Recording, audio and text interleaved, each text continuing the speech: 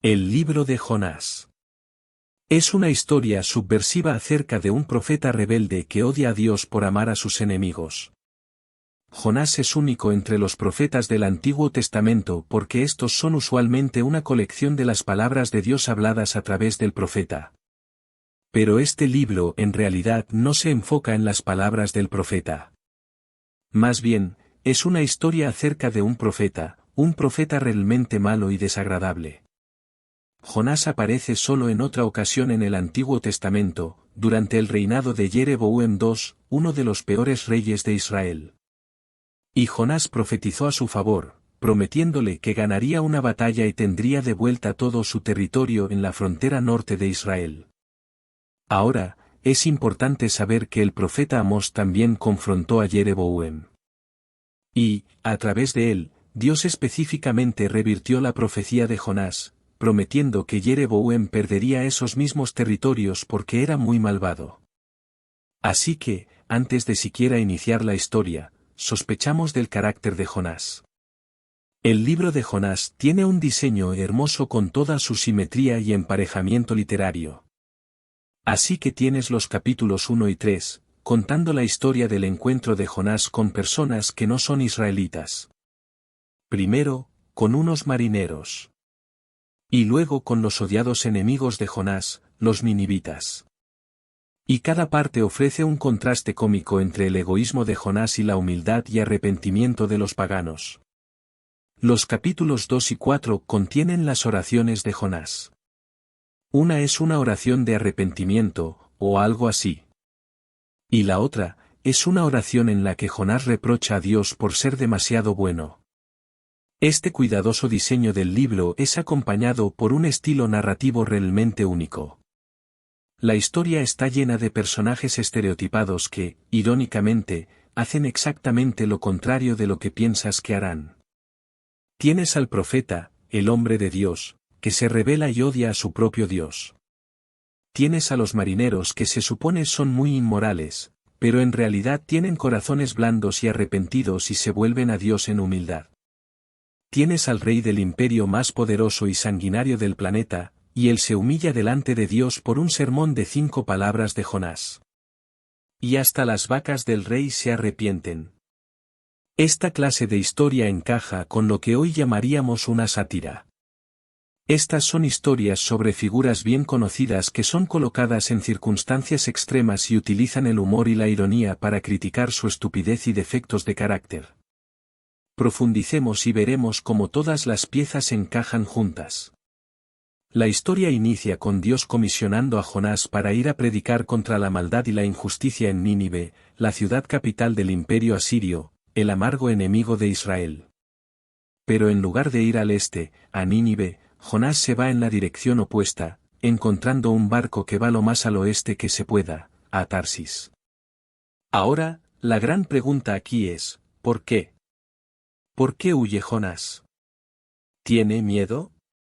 ¿Le caen mal a los ninivitas? Todavía no se nos dice, así que el hombre de Dios intenta huir de Dios y aborda un barco lleno de marineros paganos. Entra en la nave y se queda dormido. Así que Dios envía una gran tormenta para despertar a su profeta mientras, irónicamente, los sinceros marineros están completamente despiertos a todo lo que está sucediendo. Ellos pueden discernir que un poder divino está obrando aquí. Ellos echan suertes y descubren que Jonás es el culpable. Así que le piden que se explique. Y Jonás escupe un montón de habladurías religiosas. Él dice, sí, soy hebreo y adoro al Señor, al Dios que hizo el mar y la tierra. Es una broma, ¿verdad? Dios hizo el mar y la tierra. Claro que sí. ¿Y Jonás es tan tonto como para huir de este Dios subiéndose a un barco? Y cuando los marineros le preguntaron a Jonás qué es lo que deberían hacer, él les dice, mátenme lanzándome por la borda. Lo que parece muy noble al principio, hasta que te das cuenta que esto podría ser lo más egoísta que ha hecho hasta ahora. Quiero decir, ¿qué mejor forma de evitar ir a Nínive? Así que pone su sangre en las manos de estos marineros inocentes al tratar de obligarlos a matarlo. Y ellos se resisten, por supuesto, y se arrepienten delante de Dios incluso mientras lo arrojan. La tormenta se apacigua y ellos terminan temiendo al Dios de Israel. Y a diferencia de Jonás, ellos realmente adoran a Dios. Pero Dios frustra los planes de Jonás para escapar de Nínive. Mientras Jonás se hunde, Dios provee una extraña tumba acuática para él. El estómago de un gran pez. Ahora, por supuesto, en circunstancias normales, esto sería la muerte segura. Pero en esta historia todo está de cabeza. Así que la muerte submarina de Jonás se convierte en su camino de vuelta a la vida. Atrapado en el estómago de esta bestia, Jonás eleva una oración donde técnicamente nunca dice que lo siente, pero sí agradece a Dios por no abandonarlo y promete que obedecerá a Dios a partir de ese momento, no importa lo que pase. Y la respuesta de Dios es algo cómica. La ballena vomita a Jonás en la tierra seca. Así que, una vez más, Dios envía a Jonás a predicar en Nínive y Jonás obedece. Se nos dice que Nínive era una ciudad gigantesca. Tomaría varios días caminar a través de ella. Así que Jonás tiene solo un día. Y aquí está su mensaje: en 40 días Nínive será arrasada. Esas son 5 palabras en hebreo. Este sermón es muy corto y también algo extraño. Quiero decir, mira lo que le falta. No se menciona lo que los ninivitas han hecho mal, ni lo que deben hacer o cómo deben responder. No hay mención de quién los destruirá. Y lo más notable, no se menciona a Dios. ¿Qué está pasando aquí? ¿Está Jonás intencionalmente dando la mínima cantidad de información? Es como si él estuviera intentando sabotear su propio mensaje o asegurar la destrucción de los ninivitas. Jonás no está haciendo ningún esfuerzo. Sean cuales sean sus motivos, el plan no funciona porque tan pronto predica su sermón de 5 palabras, el rey de Nínive y la ciudad entera, incluyendo a las vacas, se arrepienten en cilicio y ceniza. Así que por segunda vez, esos paganos malvados muestran que son más sensibles que el mismo profeta de Dios. De manera que Dios perdona a los ninivitas y no destruye la ciudad. Ahora, aquí tenemos la parte brillante de la historia. La última palabra del breve sermón de Jonás, arrasada, significa allanada, y puede referirse a una ciudad siendo arrasada o destruida como Sodoma y Gomorra. Pero también puede usarse para referirse a algo siendo transformado, cambiado en su opuesto. Así que, cómicamente, las palabras de Jonás se vuelven realidad, pero no de la manera en que él esperaba. Nínive sí fue arrasada conforme los enemigos de Jonás se arrepienten y encuentran la misericordia de Dios. El capítulo final une todas las piezas. Jonás está completamente enojado y eleva su segunda oración. Primero le dice a Dios la razón por la que huyó en el capítulo 1. No fue porque tuviera miedo. Más bien fue porque él sabía que Dios era muy misericordioso. Y esto es genial. Jonás cita la propia descripción de Dios de sí mismo del libro de Éxodo, y se la echa en cara a Dios como un insulto.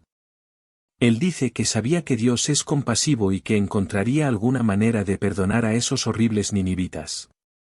Puedes oír el disgusto en la voz de Jonás.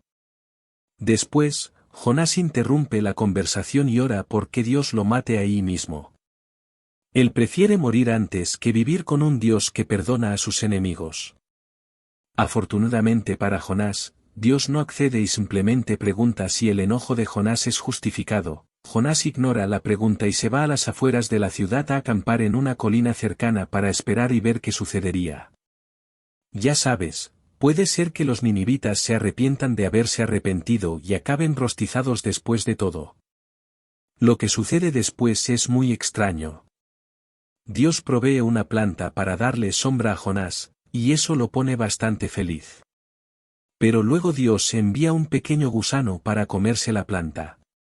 Así que Jonás pierde su sombra. Y luego, en el calor del sol, Jonás le pide a Dios una vez más que lo mate. Dios una vez más le pregunta a Jonás si su enojo tiene justificación. Y Jonás ladra: Claro que sí. Solo déjame morir. Y esas son las últimas palabras de Jonás en la historia. Las últimas palabras de Dios son las que concluyen el libro. Él dice que el incidente con esta planta fue una manera de tratar de hacer entender a Jonás. ¿Cierto? Jonás se preocupó y se puso sentimental por esta planta que solo disfrutó por un día. Y Dios le preguntó a Jonás, ¿no son los humanos un poco más valiosos que las plantas? Quiero decir, ¿no está bien que Dios pueda sentir la misma clase de emoción y preocupación por la ciudad de Nínive, que está llena de miles de personas quienes se han extraviado del camino y también por sus vacas? Y así es como termina el libro, con Dios pidiéndole a Jonás permiso de mostrar misericordia a sus enemigos. ¿Y cuál es la respuesta de Jonás? La historia no lo dice porque ese no es el punto. El punto es que el libro quiere incomodarte. Y las preguntas de Dios en realidad son dirigidas a ti, el lector. ¿Te parece bien el hecho de que Dios ame a tu enemigo? Así que este libro pone un espejo frente al lector. En Jonás, vemos aumentadas las peores partes de nuestro propio carácter que deberían generar humildad y gratitud, porque Dios ama a sus enemigos y porque soporta al Jonás que hay en nosotros. Así que esta extraña historia se convierte en un mensaje de las buenas nuevas sobre la grandeza de la misericordia de Dios, lo cual debe retarnos hasta lo más profundo. Y ese es el libro de Jonás.